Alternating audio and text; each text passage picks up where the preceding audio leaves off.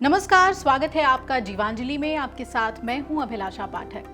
Yogis of India इस series में हम आपको भारत के उन बड़े और सिद्ध बाबाओं और योगियों के बारे में बताते हैं जिनकी चर्चा, जिनकी पूजा हम आज करते हैं। कहा जाता है कि ये लोग अमर हैं, साधकों को ये आज भी दिशा देते हैं, दीक्षा देते हैं। आइए आज आपको एक ऐसे ही सिद्ध पुरुष के बारे में बताते हैं जिनका जन्म हुआ था बंगाल में और सिद्ध तांत्रिकों में इनका नाम सर्वोपरि है। जी हाँ, बामा खेपा। कौन थे बामा खेपा?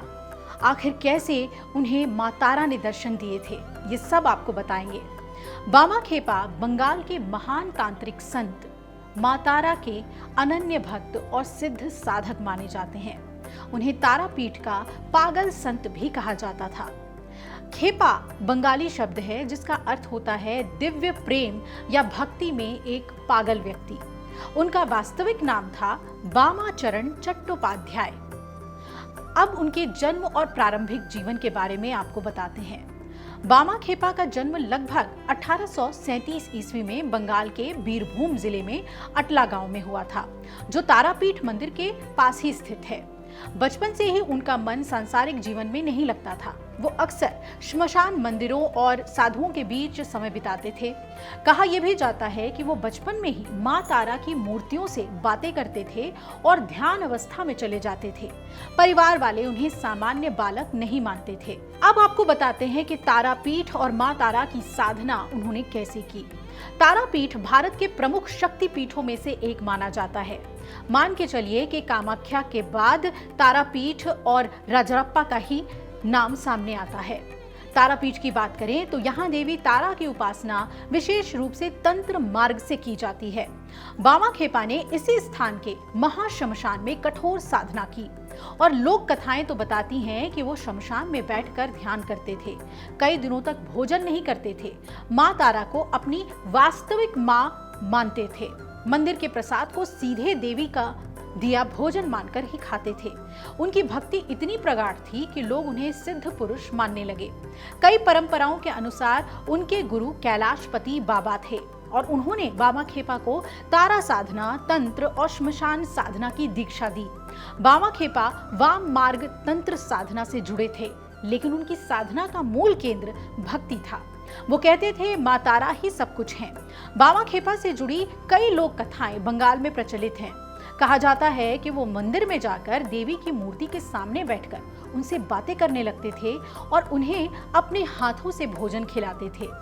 एक बार पुजारियों ने इसका बड़ा विरोध किया, लेकिन बाद में जब देवी ने स्वप्न में पुजारियों को आदेश दिया कि बामा खेपा को ना रोका जाए, वो मेरा पुत्र है, उसे परेशान क्यों करते हो, वो रात भर शमशान में साधना करते थे। माना जाता है कि उनके पास अनेक तांत्रिक सिद्धियां थी।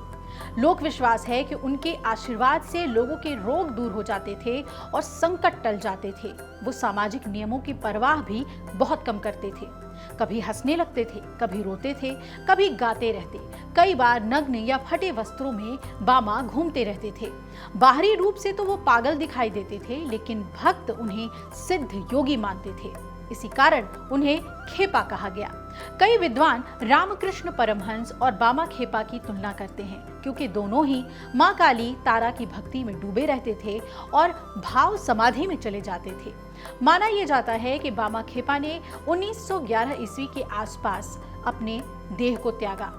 आज भी तारापीठ में उनकी समाधि मौजूद है और हजारों भक्त जब मां तारा के दर्शन करने जाते हैं तो बामा खेपा के आगे भी सिर झुकाते हैं।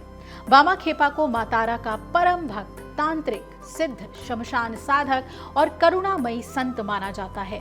बामा खेपा से जुड़ी सबसे प्रसिद्ध और चमत्कारी कथाओं में से एक तो ये है कि मां तारा को भोजन खिलाने के लिए वो अड़ गए थे कि मैं तो अपनी मां को अपने हाथ से खिलाऊंगा। ये घटना तारापीठ मंदिर में आज भी बताई जाती है। बामा खेपा मां तारा को अपनी सगी मां मानते थे, उनसे बातें करते थे। मंदिर में जाते देवी के सामने बैठते और उनसे ऐसे बात करते जैसे कोई बच्चा अपनी मां से करता हो। एक दिन मंदिर में भोग लगाया गया था। पुजारी मंत्र पढ़ रहे थे, तभी बामा खेपा सीधे गर्भगृह में चले गए और बोले, मां तू भूखी होगी, पहले खा ले, फिर वो अपने हाथों से देवी को भोग खिलाने लगे। पुजारियों को ये बड़ा अपमान लगा। उन्होंने बामा खेपा को पकड़कर मंदिर से बाहर निकाल दिया और बहुत डांटा। उस रात मंदिर के मुख्य पुजारी को सपना आया। लोक कथाओं के अनुसार माँ तारा प्रकट होकर बोली, तुमने मेरे बेटे को मारा क्यों? मैं तो उसी के हाथ से भोजन करती हूँ। उसका प्रेम तुम्हारे नियमों से बड़ा है। सुबह पुजारी भयभीत हो गए। उन्हें अपनी गलती का एहसास हुआ। उन्होंने बामा खेपा को ढूंढा, क्षमा मांगी और फिर से मंदिर में सम्मान पूर्वक बुलाया। कहते हैं उस दिन के बाद से बामा खेपा को मंदिर में विशेष अधिकार मिला और उन्हें कोई रोकता नहीं था। इस कथा के आध्यात्मिक अर्थ को तो आप समझ ही रहे होंगे। सच्ची भक्ति नियमों से ऊपर होती है। ईश्वर प्रेम देखते हैं, बाहरी आडंबर नहीं। माँ तारा और बामा खेपा का संबंध भक्त और देवी से बढ़कर एक माँ बेटे जैसा था। इसी वजह से बंगाल में आज भी लोग उन्हें माँ तारा का पागल बेटा कहकर श्रद्धा से पुकारते हैं। साधक आज भी बामा खेपा को गुरु की तरह मानते हैं और बामा खेपा से साधना के दौरान आशीर्वाद मांगते हैं कि उनकी सिद्धियां सफल हो। ऐसे थे बामा खेपा। ऐसे ही किन सिद्ध पुरुषों के बारे में और योगी बाबाओं के बारे में आप जानना चाहते हैं, हमें कमेंट बॉक्स में जरूर बताएं और जीवांजलि पर योगीज ऑफ इंडिया को फॉलो करें। नमस्कार।